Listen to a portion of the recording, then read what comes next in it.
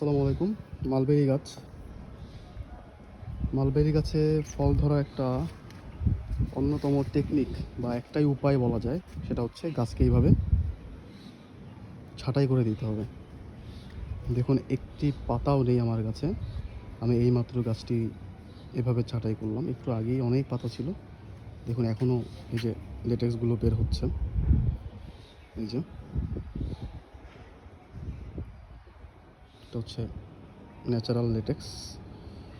তো এখানে আর ছত্রাকনাশক দেওয়ার কোনো প্রয়োজন নেই। এটা হচ্ছে আমার মালবেরি গাছ। আর এই যে এই ডালগুলো আমি ছাঁটাই করলাম, অলমোস্ট পুরো গাছটাকেই ন্যাড়া করে দিয়েছি।